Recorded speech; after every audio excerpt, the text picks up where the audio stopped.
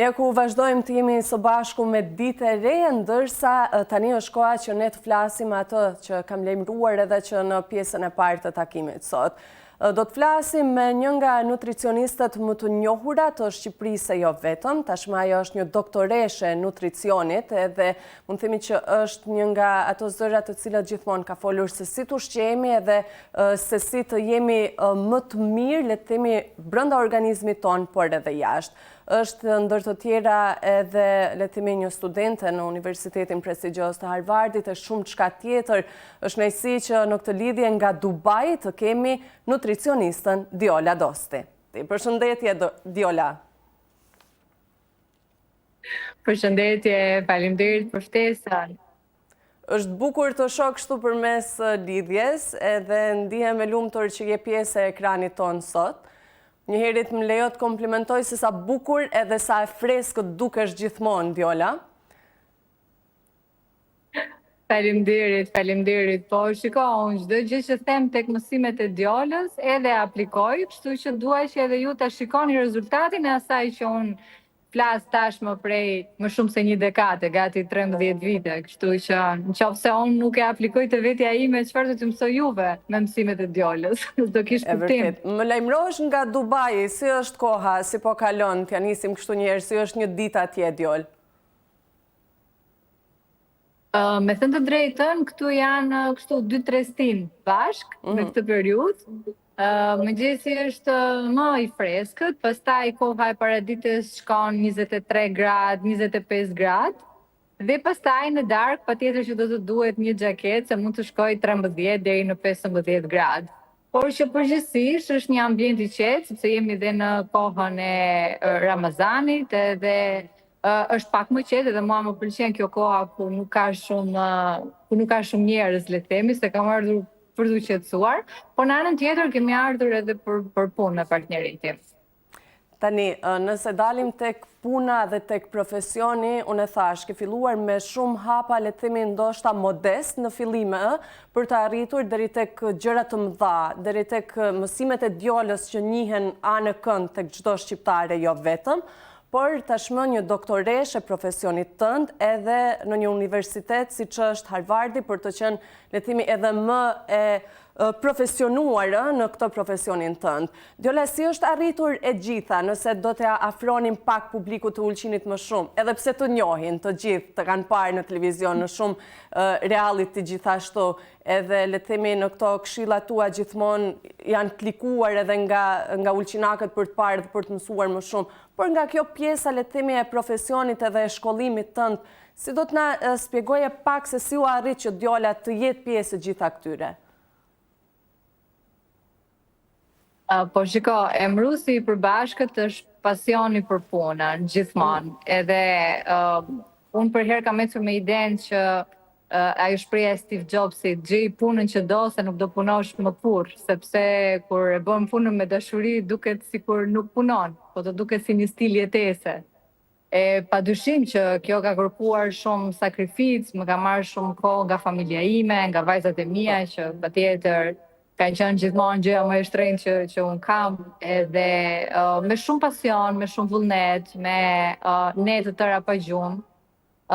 Mund të them ndoshta me një lloj obsesioni ose fiksimi për fushën time, është një gjë që unë jam gjithmonë, sinqerisht ta them, sa më shumë që lexoj, sa më shumë studioj, pavarësisht se ku studioj, e shoh veten që në një farë forme jam përherë etur për të mësuar. Edhe më duket që sa mësoj një gjë, fillon studimet ndryshojnë, japin gjëra të tjera, japin gjëra të reja që më duhet për herë të jem, si me thënë, updatetuar me çdo lloj informacioni të ri. Kërkon punë, kërkon përkushtim, por mbi të gjitha kërkon dashuri për punën. Pra mendoj që unë kam lindur për ta bërë këtë punë, e kam gjetur, si me thënë, qëllimin e jetës time që t'i ndihmoj njerëzit që të shërohen nëpërmjet ushqimit, edhe kam kaluar po themin, në disa hapa më të lartë, si që është doktoratura, që ka pasur për hir të së vërtetës shumë vështirësi, sepse unë kam bërë doktoraturën një vit i saj, se ka qenë goxha gjatë, ka qenë gjatë kohës së Covidit, edhe të bësh doktoraturën online, Në atë kohë që kemi përjetuar gjithë ka qenë shumë e vështirë me ato streset e veta, pastaj pjesa e Harvardit në fakt ka qenë prej vitit të kaluar, unë tani jam në përfundim të trajnimit si një studente zyrtare në Harvard Medical School dhe ndihem shumë mirë për këtë, e kam për krenari, por patjetër që një gjë që më ka bërë përshtypje edhe gjatë trajnimeve atje në Harvard ishte që dhe ata, pra doktorët në Harvard Medical School, janë gjithkohon të thonë që ky është thjesht një studim, ti duhet vazhdosh të shohësh se ne jemi individ të ndryshëm, edhe një kokërmoll më ndikon ndryshe mua dhe të ndikon ndryshe ty. Kështu që është një botë under construction në përpunim me sipër gjatë gjithë kohës në këtë fushë. Të uroj shumë suksese. Përgëzoj dhe të uroj shumë suksese. Tani të dalim të kjo pjesa, më the që jenë në Dubai edhe janë këto ndryshime tani gjatë muajit të Ramazanit. Ushqimi si është? Ja nisim nga kështu. Si është ushqimi në këtë muajit Ramazanit në atë vend ku gjendesh tani? Po shiko, për shembull në pjesën e iftarit, patjetër përveç gotës së ujit në fillim që e prishet thyen, si të themi, agjërimin, të vinë 3 hurma arabie për herë, domethënë kështu konstant i ke në tavolinë aty, pastaj varet se çfarë kuzhine zgjedh. Unë me thënë të drejtën se jam një çik tip kurioz dhe dua të provoj të gjitha llojet e kuzhinave, edhe këtu ka edhe kuzhinë indiane, ka edhe një kuzhinë të pasur me shumë erza, shumë djegse. Unë vdes për ngrënë djegës, edhe për shembull vinë të shoqëruara me mund të jetë mishi i bardh i pulës i marinuar me xhinxher për shembull, ose bifteku i marinuar me xhinxher, me perime, pastaj mund të kesh patate, mund të kesh orizi, mund të kesh noodles, domethënë varet nga ato që ti zgjedh, shoqëruar me sallatën për herë, edhe me një ëmbëlsirë në fund, po mund të zgjedhësh, mund të marrësh ëmbëlsirë ose fruta. Megjithatë, unë pavarësisht që tentoj të eksperimentoj me këto gjërat djegse, nuk kam qejf që le të themi ta teproj me pjesën e ushqimit, sepse qëllimi është pastrimi, nuk është erdhi orari tash për të ngrënë iftarin edhe hajde ti bie me top, por duhet pasur një respekt shumë të madh edhe për mënyrën se si ti e thyen agjërimin, për mënyrën se si ti ushqehesh në kohën e iftarit dhe në kohën e syfyrit, sepse kjo do të ndikojë pastaj edhe në pjesën tjetër të ditës se sa do mundesh ti që ta mbash agjërimin. Si ta mbajmë këto nivelin e sheqerit në organizëm gjatë një dite agjërimit? Si duhet, le të themi, çfarë të konsumojmë gjatë syfyrit që të jemi më të hidratuar, kujdesemi që ta kemi pak trupin më të hidratuar gjatë ditës? Fillojmë nga syfyri, cilat janë ato gjëra që duhet të konsumojmë për ta pasur një ditë më të lehtë agjërimi, Djola? Po, përveç pjesës të ujit që dihet, ne duhet të jemi tek perimet dhe tek frutat, unë kisha thënë me shumicë, për faktin sepse ndryshe nga mishi, nga patatja, nga orizi e këto ushqimet e tjera tradicionale që ne i përdorim, po që edhe këtu përdoren, në fakt, janë ushqime që kanë një përmbajtje të lartë të ujit, edhe përveç ujit, ajo që neve na duhet më shumë për të ruajtur hidratimin brenda trupit tonë është ruajtja e balancës së mineraleve dhe të elektrolitëve, sepse ato janë bateritë e trupit tonë, janë ato që neve na mbajnë, si më thënë, gjallë gjatë kohës, gjallë po themi parimisht, në thonjza, pra na mbajnë të aktivizuar gjatë kohës që neve jemi duke agjëruar, sepse mund të ndodhë që bie niveli i sheqerit, sepse bien niveli i elektrolitëve, bie tensioni i gjakut. Disa njerëz mund të zbasin edhe vetdijen e tyre, po kjo lidhet pak edhe me, jo pak po shumë në optikën time, me atë që sa e ke të prerë mendjen ti për të agjëruar, sepse njerëzit kanë agjëruar edhe me ditë të tëra, po flas këtu edhe për agjërime fasting që bëhen edhe pa ujë për 72 orë dhe kanë qëndruar, por që kjo është individuale, flas gjithmonë, jo të gjithë mund të agjërojnë.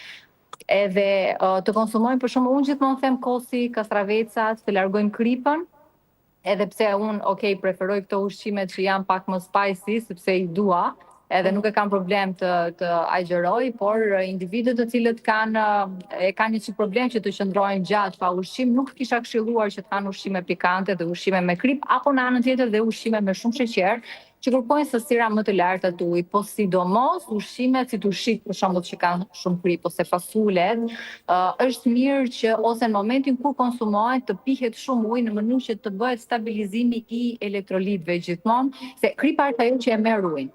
Edhe neve nuk e duam këtë, ne duam që të kemi gjallë ujë mjaftueshëm në organizëm për ta përballuar më mirë ditën. Pra hidratimi është kryesori sepse nga mungesa e hidratimit pastaj fillon edhe kjo dhimbja më e madhe e kokës, po realisht nuk duhet të trembemi kur fillon kjo dhimbja e kokës, se tregon që toksinat janë duke u larguar.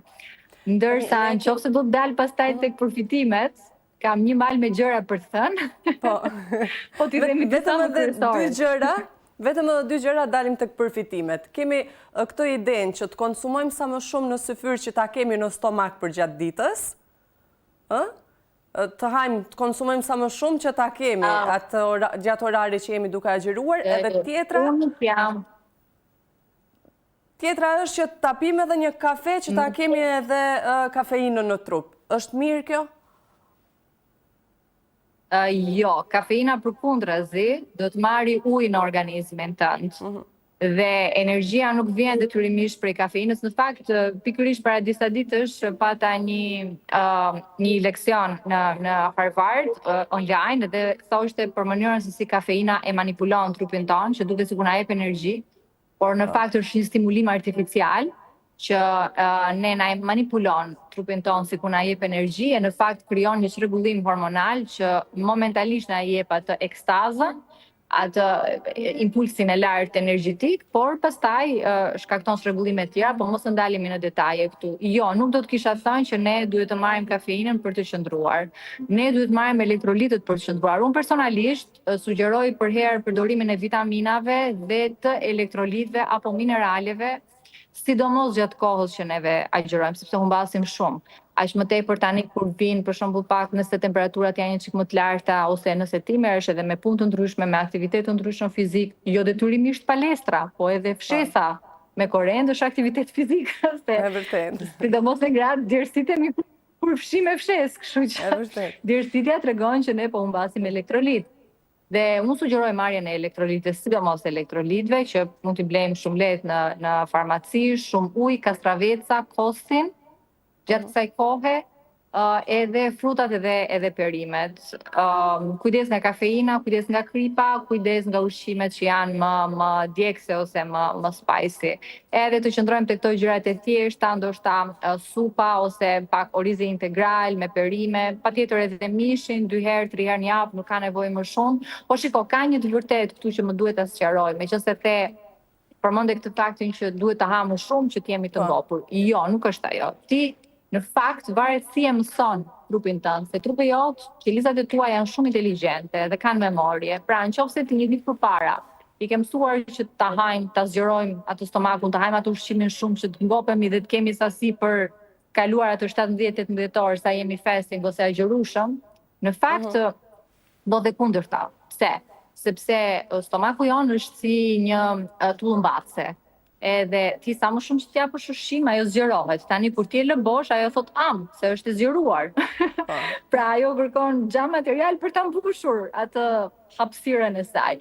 Kurse kur ti hap pak, domethënë, më kujtohet mami im thoshte gjithmonë, ti e ke stomakun si të zogut. Edhe ideja është kur ti e mëson trupin tat që hap pak, trupi jot ka memorje, edhe mban mend që ti kaq pak të duhet për të ngopur, edhe për të marrë ato, pra të ushqehesh mirë flasë, që të marrësh gjithë nutrientët, nuk do të thotë që duhet të hash sasi, por duhet të hash cilësi. Se disa e qartë isha. Shumë e qartë. Ishte një, le themi, sugjerim perfekt, kështu. Cilat janë, dalim tek ato përfitimet që dohet më thojë më herët, cilat janë përfitimet tani e një dite agjërimi? Gati nisi më përpara. Ka shumë. Dhe të flas për këto përfitimet e agjërimit, unë përveç se ka disa lloje agjërimesh, domethënë përveç agjërimi sipas kalendarit islamik që ne po flasim sot, unë praktikoj dhe lloje të tjera të agjërimit siç është intermittent fasting, që për mua është lifestyle, në fakt nuk është thjesht një lloj agjërimi. Edhe një ndër përfitimet e agjërimit, po nisem kështu duke nisur nga sistemi nervor, domethënë deri poshtë trupit tonë, E para njerë është stimulimi procesit të neurogjenezës. Edhe neurogjeneza ka të bëjë me krijimin e qelizave të reja nervore. Që deri para disa vitesh, ne kemi thënë që nuk mund të krijohen qelizat nervore, por po, agjërimi është një proces që ndikon në krijimin e qelizave të reja nervore. Çfarë do thotë kjo? Do thotë që i ndihmon shumë personave që vuajnë nga Alzheimer, nga demenca, personat të cilët studiojnë studentët në optikën time duhet ta agjërojnë patjetër, edhe nëse janë në fazë provimi jo, por në qoftë se nuk janë në fazë provimi, duhet ta agjërojnë sepse kjo ndihmon në përforcimin e fokusit, të memorjes, gjithashtu rritet performanca kognitive, kështu që sistemi nervor është për bukuri në momentin kur është duke agjëruar. Jo vetëm kaq, por ka disa të dhëna që thonë që agjërimi ndihmon shumë edhe personat që vuajnë nga tumoret në tru, sepse arrin që të shrink, të shtrydhin, të reduktojnë masën tumorale.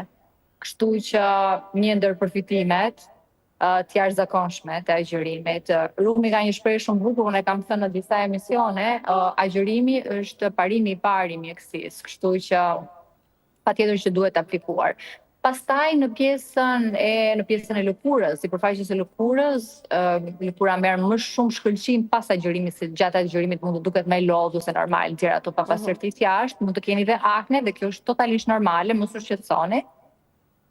Pastaj ndihmon personat që kanë probleme me zemër, por realisht nuk duhet mbajtur agjërim pa konsultimin me mjekun dhe me doktorin nutricionist, sepse ne jemi ndryshëm dhe reagojmë në forma të ndryshme. Pra parimisht ndikon në sistemin e qarkullimit të gjakut, pra e ndihmon zemrën, po një pacient ose një person i cili ka probleme kardiovaskulare duhet dhe merr terapi mbi të gjitha, nuk duhet ta aplikoj aq më tepër pa konsultën e mjekut. Ashtu sikurse edhe në anën tjetër, për shembull tek sëmundja e diabetit, agjërimi është fantastik për rregullimin e nivelit të insulinës në gjak, por nëse ti je diabetik dhe je me insulinë, për mua nuk duhet të agjërosh, sepse mund të ketë edhe efekt të kundërt.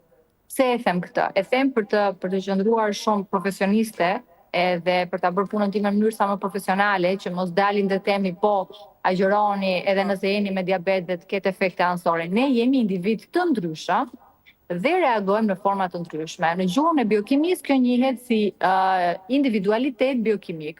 Pra, siç thash edhe më herë, një mollë mua më bën mirë, ty mund të bëj keq. Por parimisht, përfitimet e agjërimit dhe në rastin e stabilizimit të insulinës ose nivelit të sheqerit në gjak janë fantastik. Ndihmon pastaj për të larguar fatty liver ose mëlçin e dhjamosur. Ata që kanë probleme me mëlçi të dhjamosur, sidomos fëmijët, për shembull që kanë marrë fëmijët, po mendoj kur personi në moshë të vogël ka përdorur shumë pije energjike, edhe i është shfaqur fatty liver ose mëlçia e dhjamosur, është momenti për të hyrë në agjërim, për ta stabilizuar mëlçinë e dhjamosur. Pastaj personat që kanë probleme hormonale, është fantastike ata që kanë problemet me tiroidit gjithashtu. Gratë të cilat janë në menopauzë janë disa studime që lidhen shumë me përfitimet gjatë menopauzës, sepse bën një rregullim shumë bukur të sistemit hormonal të tyre, për pavarësisht se ku mund të jetë i vendosur, për shembull pjesa tumorale ose pavarësisht ku manifestohet lloje të ndryshme të kancerit, agjërimi për mua është gjëja e parë që duhet të bëjnë këta persona, apo flas gjithmonë këtu në konsult me mjekun dhe me doktorin nutricionist, sepse ka një aftësi që të shtrydhë ose të largojë masa tumorale, të largojë papastërtitë. Në fakt në vitin 2016 është marrë një çmim Nobel nga një doktor Osumi quhet, edhe ai është marrë Nobel në fiziologji. Dhe ai ka nxjerrë dhe ka treguar, ka vërtetuar se si gjatë procesit të agjërimit aktivizohet një procedurë veçantë që njihet me emrin autofagia. Dhe autofagia nga greqishtja do të thotë vetë ngrënie. Dhe çka ndodh?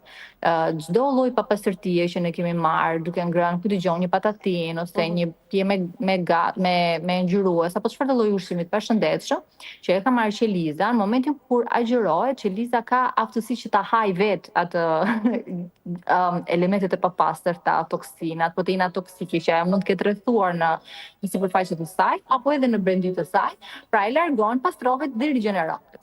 Pra, aktivizimi i procesit të rigjenerimit të qelizave dhe aktivizimi i inteligjencës së qelizave në këtë rast është shumë mirë. E të tjerë, do me thënë. Përfitime të shumta. Këto janë ato më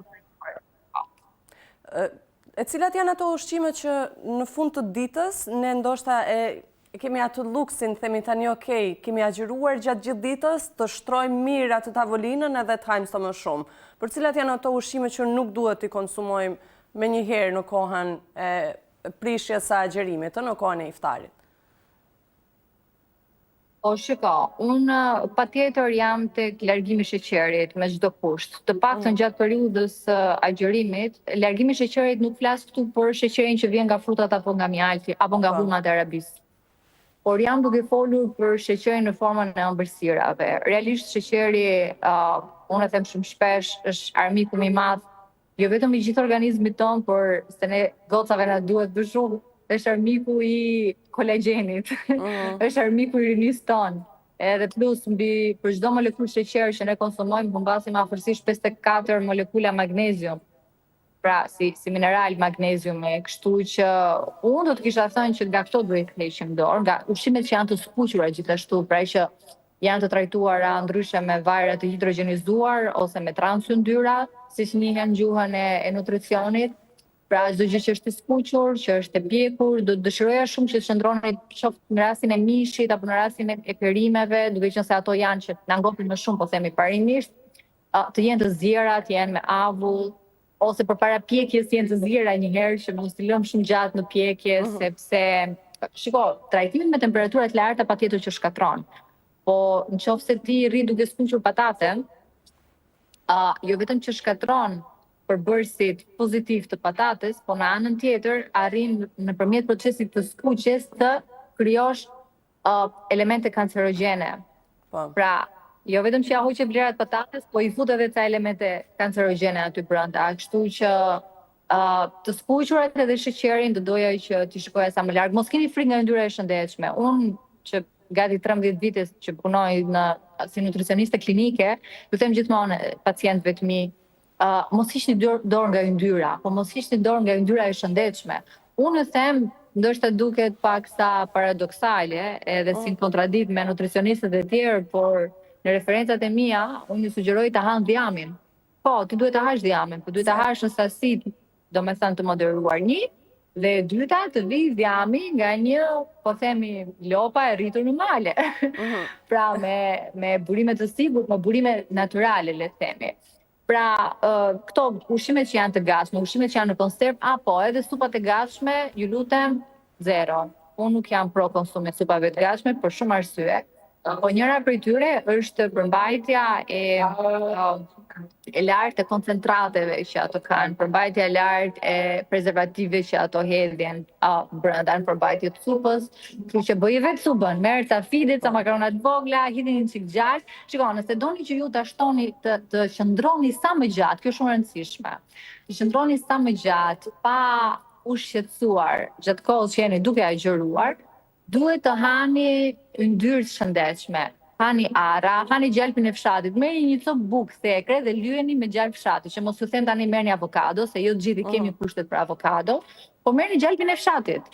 Kështu ju ndihmoni dhe atyre që vinë nga fshati edhe që i bëjnë me shumë dashuri atë gjalpin, ju a blini, ju ndihmoni dhe ekonominë e tyre, se unë mendoj pak dhe për zinxhirin ekonomik. Dhe në anën tjetër të merrni një ushqim të mirë, vezët gjithashtu janë fantastike në këtë kohë. Pra, protein dhe yndyrë të shëndetshme gjatë kohës që juve jeni duke agjëruar. Edhe diçka, kemi shumë pyetje kur të kemi këtu, por nuk dua të marrë edhe shumë kohë. Por si ta ruajmë atë, le të themi, peshën trupore gjatë muajit të Ramazanit? Sepse dikush thotë më ndikon shumë që humbas shumë peshë. ndoshta dikush tjetër thot edhe pse ushqehem ndoshta vetëm një herë në iftar dhe diçka pak në syfyr përsëri shtoj në peshë, si ta ruajmë këtë balansin e peshës që kemi pasur para fillimit të muajit Ramazanit? E para është qëllimi pse ti mban agjërimin, se kur e dëgjoj këtë shprehjen ndonjëherë dhe nga pacientët dhe nga klientët e mi, mbaj Ramazan për të humbur ca kilogram. Do me thënë, për mua nuk duhet të më bash Ramazan thjesht me qëllimin për të humbur ca kilogram, sepse kjo pjesa e agjërimit fillimisht është hyjnore, është shpirtërore, pastaj është fiziologjike në optikën time gjithmonë. Edhe varet dhe qëllimi për çfarë ke hyrë ti në këtë periudhë agjërimi. Shiko, janë shumë të rëndësishme gjitha ato këshillat që unë dhash më lart. Pra, në qoftë se ti mbush stomakun mirë për me idenë që do të qëndrosh ngopur 16-17 orë për shembull, atëherë kjo nuk do të ndikojë në dobësim. Pse? Sepse kjo do të krijojë ty një fryrje për faktin se ti ha në darkë, gjë e cila është e kundërta çka këshillohet. Aq më tepër për faktin që ti duhet konsumosh iftarin apo edhe syfyrin, pra në pjesën kur ti duhet të jesh, po themi, më qetë, që s'duhet të konsumosh ushqim në përditshmërinë tënde, ti në fakt je gjatë duke e mbushur organizmin tënd, dhe nëse ti jep sasi më shumë se s'duhet, patjetër që do shëndoshesh. Kështu që janë të gjitha ato që thash pak më herët, pra të fillohet për shembull iftari mund të kesh ato humat e arabis, ujin patjetër, të kesh kosin, të kesh kastravecin, të kesh një sallatë me perime të ziera për shembull, të kesh disa lloje të arrave, disa lloje të farave, po mund të hash edhe pak oriz integral, mund të kesh atë siç thash bukën e thekrës të lyer me pak gjallë. Pastaj në pjesën e syfyrit për shembull mund të bësh edhe pak të shër me kos, me fruta ose të shër të zier me qumësh dhe mund të fusësh brenda aty disa 3 kokra, 1 ose 3 kokra hurma arabie. Pra mos ta ngarkosh shumë veten dhe të marrësh ato vitamina, se ti çfarë bën? Ti ke uri sepse ke mungesë vitaminash mineralesh, ke mungesë energjie dhe thua do më japi ushqimi. Por në fakt ti mund të kesh më shumë deficiencë të elektrolitëve se sa thjesht të proteinave dhe të yndyrnave. Pra ti ha ushqim, i fut disa patate të skuqura ose një supë të gatshme, ndërkohë që ty mund duhet një mollë ose një portokall, ose mund të duhet një pjatë me perime. Pra kjo është e gjitha diferenca që ti duhet çdo zgjedhje që ti të bësh, duhet ta bësh një zgjedhje që ta mendosh që kjo zgjedhja mua do më ndërtoj trupin tim, jo do ma shkatroj trupin tim. Qofse ti do hash ato gjërat e skuqura pastaj, edhe nëse ti do t'i hash vetëm në iftar dhe jo në syfyr, ato prap mund të shkaktojnë një fryrje artificiale, sepse nuk janë të shëndetshme. Shumë e thjeshtë është matematik gjithçka. Sa shumë këshilla na dhe sot, unë të falenderoj shumë për gjitha këto që na ke thënë. E di që mund të flisnim edhe shumë gjatë, por besoj se do të kemi edhe raste të tjera të jemi së bashku. Falenderoj për gjitha, tani e ke ndarë kështu, pak në Shqipëri, pak në Kosovë, tani Dubai, në Ulqin kur do t'jesh? Tani Prishtina më ka marrë komplet mua, nuk mund të them që pak në Tiranë shkojmë kur kemi na i punë. Në Ulqin unë vi shumë shpesh, për ndryshe mikesha ime e zemrës është nga Ulqini, edhe nuk e di nëse më lejohet që unë të përshëndes atë dhe familjen e saj, edhe pse ajo është në Amerikë tani, por familja e saj sigurisht e ndjek emisionin tuaj. Më lejohet apo? Ta lejojmë, me shumë kënaqësi. Faleminderit, dua të përshëndes familjen e Arta Mehmetit, është mikesha ime që kemi studiuar bashkë në universitet në Tiranë, të shkencat edhe unë kam një respekt shumë të madh për gjithë ulqinakët dhe unë vi shumë shpesh në Ulqin, në një vend shumë bukur edhe vajin e Ullirit e blej aty. Të presim, Djola, të presim t'jesh edhe në studion tonë. Tani, nuk po të ngacmoj për gjërat të tjera që flitet lart e poshtë, për këto gjërat personale. Dua të mbesim sot vetëm tek profesionaljat, falenderoj shumë, edhe të dëshiroj shumë... Profesional. Jo, mbesim këtu, të dëshiroj shumë suksese në punë edhe t'jesh sa më shumë e lumtur le të themi me gjithë atë çfarë ti bën në jetën tënde familjare dhe profesionale. Faleminderit Djola, ishte kënaqësi.